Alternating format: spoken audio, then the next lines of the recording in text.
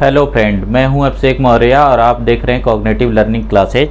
इस cognitive learning class में हम एक इकोलॉजी लेक्चर सीरीज को कर रहे हैं, जिसमें मैं जो अभी कंटिन्यूस में जो आपको लेक्चर प्रोवाइड कर रहा हूं, वो बेसिकली जो टॉपिक हमने लिया वो है responses to abiotic factor.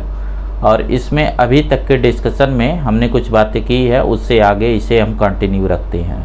Friends, अगर इस चैनल पे आप न्यू हैं और अगर आपको ये वीडियो जो है नीट और एम्स के सिलेबस के अकॉर्डिंग आपको लगता है, उससे रेलिवेंट लगता है, कंटेंट आपको लगता है कि आपको एग्ज़ाम में क्वालिफाई करने के लिए इस तरीके से पढ़ना चाहिए, तो आप जो है इस वीडियो को लाइक और सब्सक्राइब करिए चैनल को, और इसके लिंक को डिफरेंट मीडिया प्लेटफार्म पे ज़्यादा से ज़्यादा लोगों के बीच शेयर करिए, ताकि ज़्यादा से ज़्यादा लोगों के बीच ये सर्कुलेट हो सके, जो मेरा मेन मोटो है।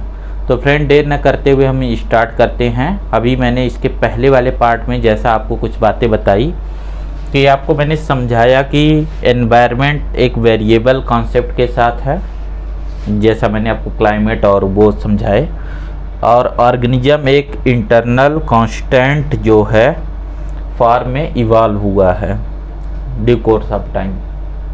ठीक है, अब देखो बात ये होती है, तो इससे फ़र्क क्या पड़ा। देखो बात ये है कि यहाँ जो इंटरनल कांस्टेंट एनवायरनमेंट है ना, इसका जो सबसे बड़ा असर होता है कि इसके अंदर जो होने वाली मेटाबॉलिक रिएक्शंस हैं, जो कि एंजाइम से कंट्रोल हैं। ठीक है, इस तरीके से जो कि एंजाइम से कंट्रोल हैं। ठीक है, तो इन रिएक्शंस को ही आप लिविंग का बेसिस मानते हो। तो अगर आप ये क्वेश्चन करो कि अगर बाहर का एनवायरनमेंट हाईली वेरिएबल है और अंदर का एनवायरनमेंट एक कांस्टेंट रेंज में, एक फिक्स रेंज में है, तो बाहर ये जो चेंज हो रही है, इससे इस ऑर्गेनिज्म को फ़र्क ही क्या पड़ता है। देखो, एक बात आपको पता होनी चाहिए कि जो लिविंग है, लिविंग का मतलब हमेशा सेल से होता है। ठीक है, क्योंकि लिविंग तो दो ही है, या तो यूनिसेलुलर एक सेल के फॉर्म में, या मल्टीसेलुलर बहुत सेल के फॉर्म में। तो इसी चीज़ को जनरलाइज करके मैं बोल रहा हूँ लिविंग इज सेल। ठीक है, जो लिविंग है ये थर्मोडायनेमिक्स पॉइंट ऑफ व्यू से एक ओपन सिस्टम होता है। आपने थर्मोडायनेमिक्स में ओपन सिस्टम, क्लोज सिस्टम पढ़ रखा है। तो जब आप थर्मोडायनेमिक्स पॉइंट ऑफ व्यू से सेल को एक ओपन सिस्टम मानते हैं, तो इसकी ये जो बाउंड्री है, यानी कि जो मेम्ब्रेन है वो पोरस होती है, वो परमिएबल होती है अपने एनवायरनमेंट से एक्सचेंज करने के लिए। तो ये एनवायरनमेंट से एक्सचेंज कर सकती है मैटर और एनर्जी को। ठीक है, मैटर और एनर्जी के लिए ये जो है खुली रहती है, ये चेंज करती है। तो जैसा अभी आपको बताया कि मेजर एबायोटिक फैक्टर में अगर बाहर का जो टेम्परेचर है, इस टेम्परेचर का अगर ये क्लोज सिस्टम होता, ठीक है, सपोज करो कि ये क्लोज सिस्टम होता, तो बाहर का टेम्परेचर कितना भी फ्लक्चुएट करता, इसका असर अंदर नहीं जाता, क्योंकि सिस्टम क्लोज होता। बट ये सिस्टम क्लोज नहीं है, तो जब यहाँ टेम्परेचर घटेगा, बढ़ेगा, तो ये इनडायरेक्टली असर अंदर के माहौल पे डालेगा, क्योंकि यहाँ आप देख रहे हो कि ये इससे इंटरेक्ट कर सकता है। और अंदर आपको टेम्परेचर वाले फैक्टर वाले वीडियो मैंने बताया था कि एक्चुअल में टेम्परेचर का जो सबसे अधिक असर पड़ेगा वो इस एंजाइम की काइनेमेटिक्स पे पड़ेगा। और जब एंजाइम सही परफॉर्म नहीं करेगा, तो ये रिएक्शन सही परफॉर्म नहीं करेगा। और जब रिएक्शन नहीं होगा, जैसे जो लिविंग कंडीशन होती है ना, तो वो कंडीशन ये होती है कि सारे कांस्टेंट पे ये सब रिएक्शन अपने मैक्सिमम स्पीड पे चलते हैं। ठीक है, ये जब सारा कांस्टेंट माहौल इसे मेंटेन करके दिया जाता है, तो उसका बेनिफिट यही मिलता है कि इसे अपना आउटपुट मैक्सिमम ये रखती है। अगर ये जो है ये सारे पैरामीटर चेंज हो गए, तो फिर इसका आउटपुट गिरने लगता है, और बहुत समय तक रह गए तो फिर होमियोस्टैसिस परमानेंटली ख़त्म हो जाती है, जिसको आप डेथ बोलती हैं। सेकंड, इसी तरीके से जैसे वाटर है, तो वाटर भी इसी मेम्ब्रेन के थ्रू अंदर आता जाता है, जिसे आप ऑस्मोसिस बोलते हो। तो फिर इसका मतलब ये है कि अगर वाटर की अवेलेबिलिटी में कोई फ्लक्चुएशन होगा तो वो फ्लक्चुएशन अंदर रिफ्लेक्ट होगा। ठीक है। फिर तीसरा जो है लाइट है। लाइट भी एक तरीके की एनर्जी है। देखो लाइट और टेम्परेचर एनर्जी है ना, तो लाइट का भी असर पड़ता है। तो लाइट का भी जब असर पड़ेगा तो फिर ओवरऑल जो रिएक्शन है उस पर असर पड़ने शुरू होंगे, जैसा आपको समझाया था। यानी लाइट के फ्लक्चुएशन से भी ये अनअफेक्टेड नहीं रह सकते। इसी तरीके से सॉइल में मेन चीज़ आपको बताया था कि इसके सॉइल के अंदर क्या होता है, मिनरल। ठीक है। और मिनरल यहाँ पे साइटोप्लाज्म के भी कंपोनेंट है। तो अगर ये सब चीज़ फ्लक्चुएट करते हैं तो अंदर का रिएक्शन भी फ्लक्चुएट करेगा। बट नीड ये है कि अंदर का रिएक्शन फ्लक्चुएट ना करके मैक्सिमाइज रहना चाहिए। ये तभी पॉसिबल होगा अगर ये अंदर के एनवायरनमेंट को कांस्टेंट रखा जाए।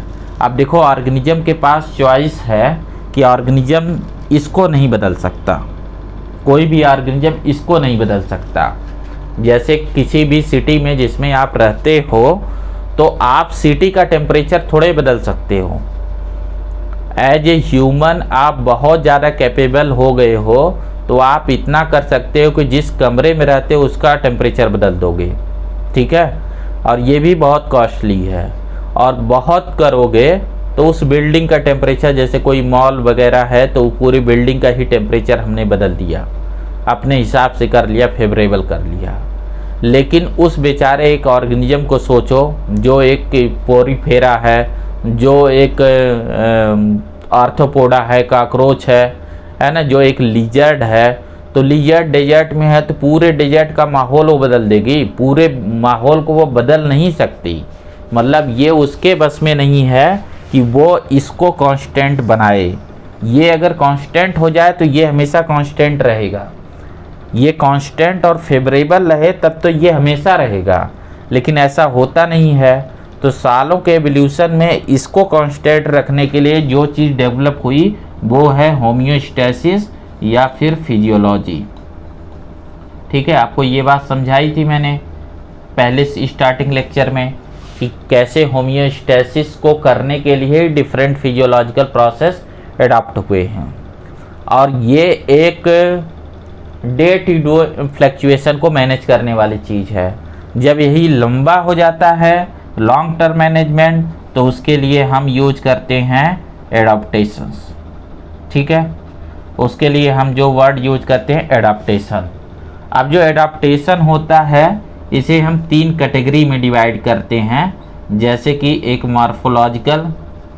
ठीक है। अभी इन सबको एग्जांपल्स बताएंगे, अभी जस्ट आपको समरी बता रहे। एक मॉर्फोलॉजिकल, एक फिजियोलॉजिकल, ठीक है, और एक होता है बिहेवियरल। बिहेवियर जो है ये सिर्फ एनिमल में ही होता है। ठीक है। ज़्यादा आपको दिखेगा एनिमल में, है तो प्लांट में भी, बट एनिमल में ये आपको ज़्यादा प्रोमिनेंटली दिखता है। ठीक है। तो ये 3 तरीके के चेंजेज आ जाते हैं कि मॉर्फोलॉजी में चेंज कर लो, फिजियोलॉजी में चेंज कर लो या फिर बिहेवियर में चेंज कर लो। इन तीनों को चेंज कर लो और इस तरीके से लॉन्ग ड्यूरेशन में अगर ये कंडीशन एक्सट्रीम बनी रहती हैं तब भी अंदर के एनवायरनमेंट को कांस्टेंट रखो। तो अब आप मतलब तो समझ गए होंगे ना कि अंदर के माहौल को कांस्टेंट क्यों रखा जाए। अब जैसे एवोल्यूशन वाले चैप्टर में आपने पढ़ा, जैसे एवोल्यूशन वाले चैप्टर में आपने पढ़ा कि डिफरेंट जियोलॉजिकल टाइम, जैसे पैलियोजोइक, ठीक है, मीसोजोइक, ठीक है, सीनोजोइक और इसके पहले प्री कैम्ब्रियन, ये सारा जो टाइम है इसमें आपको पता है कि इसमें जो एनवायरनमेंट थे हर टाइम में वो आज का जो एनवायरनमेंट, आज तो सीनोजोइक है, इससे पहले जो एनवायरनमेंट थे वो भी बदले हैं। लेकिन लाइफ हजारों लाखों करोड़ों सालों से इस एवोल्यूशन के प्रोसेस के थ्रू इन सब चेंजेस को क्रिएट करके सरवाइव होती आ गई है। तो इसको सर्वाइवल के लिए चाहिए क्या? एक कांस्टेंट इंटरनल एनवायरनमेंट। अब इसको करने के लिए जो आपका टॉपिक है रिस्पॉन्सेस टू एबायोटिक फैक्टर, यहाँ आपकी बुक में जैसे एक ग्राफ मेंशन किया गया है, मैं उस ग्राफ को थोड़ा आपको समझा दूं। जैसे एक ग्राफ आपको मेंशन किया गया है रिस्पांस में, जिसके अराउंड ही आपको डिस्कशन रखे गए हैं। तो इस ग्राफ में 3 तरीके से रिस्पांस मेंशन किए गए हैं, कन्फर्मर, regulator and partial regulator. Graph कुछ इस तरीके से है, जैसे कि ये ग्राफ प्लॉट किया गया इंटरनल एनवायरनमेंट और एक्सटर्नल एनवायरनमेंट के बीच। जैसे इस एक्सिस पे, वाई एक्सिस पे इंटरनल लेवल और इस पे जो है एक्सटर्नल लेवल। ठीक है, समझाता हूँ अभी। ये कुछ भी है, इससे हमें नहीं मतलब, हमें ट्रेंड से बेसिकली मतलब कि इनके लिए ट्रेंड्स कैसा रहता है। तो यहाँ 3 तरीके से ट्रेंड्स मेंशन किए गए हैं। ठीक है, यही 3 तरीका है जो ऑर्गेनिज्म जो है इनसे इंटरेक्ट करते हैं। जैसे एक तो है कि कांस्टेंट इंटरनल को मेंटेन किया जाए। ठीक है, दूसरा है एक्सटर्नल के अकॉर्डिंग इंटरनल को रखा जाए, और जो तीसरा है उसे हम पार्शियल रेगुलेटर बोलते हैं। वो कुछ ऐसे जाएगा, बताता हूँ मैं। देखो, इसमें इसको हम रेगुलेटर बोलते हैं, रेगुलेटर्स। ये जो ग्रीन वाला है इसको हम पार्शियल रेगुलेटर्स बोलते हैं। ठीक है, पार्शियल रेगुलेटर्स बोलते हैं। और ये जो ब्लू वाला है इसे हम कन्फर्मर्स बोलते हैं। देखो, अब इसको थोड़ा हम समझते हैं। देखिए, यहाँ पे आपको बताऊं मैं, जैसे एक्सटर्नल एनवायरनमेंट जो है, जो एक्सटर्नल एनवायरनमेंट है वो ये है। ठीक है, और जो इंटरनल एनवायरनमेंट की यहाँ बात हुई है वो इंटरनल एनवायरनमेंट ये है। ठीक है, इस डिस्कशन में तो इंटरनल एनवायरनमेंट, अभी जो मैं ये डिस्कशन स्टैंडर्ड जो आपको बता रहा था कि इंटरनल एनवायरनमेंट पूरा फिक्स रखा जाए। देखो, ये इंटरनल एनवायरनमेंट का एक स्पेसिफिक वैल्यू है। जैसे ह्यूमन में ले लो बॉडी टेम्परेचर। ठीक है, जैसे ह्यूमन एक रेगुलेटर है और ह्यूमन में जो बॉडी टेम्परेचर होता है, ये बॉडी टेम्परेचर फिक्स है 37 डिग्री सेंटीग्रेड। तो यहाँ पे देखो, ये 37 डिग्री सेंटीग्रेड इतने फिक्स कर लिया। अब एक्सटर्नल लेवल में कुछ भी चेंज हो, क्योंकि ये ऑर्गेनिज्म डिफरेंट इकोलॉजिकल सेटअप में रहता है ना। जो ह्यूमन है वो टेम्परेट कंट्री में भी है, वो ट्रॉपिक्स में भी है, वो पोलर कंट्री में भी है, वो डेजर्ट में भी है। तो ये बाहर का टेम्परेचर कैसे भी चेंज होता रहे, ये अपने बॉडी को एक फिक्स वैल्यू पे रेगुलेट कर लेते हैं। ठीक है, ये सबसे अच्छी मैकेनिज्म है, क्योंकि जब ये अपने अंदर के एनवायरनमेंट को एक कांस्टेंट वैल्यू पे रेगुलेट कर लेते हैं। और ये रेगुलेशन बेसिकली कैसा है, इसमें 2 रेगुलेशन बहुत ज़्यादा है। जैसे एक है थर्मो रेगुलेशन और दूसरा है ऑस्मो रेगुलेशन। जब आप एनिमल किंगडम पढ़ते थे, इसी वजह से इनको ज़्यादा हम फोकस करके पढ़ते थे।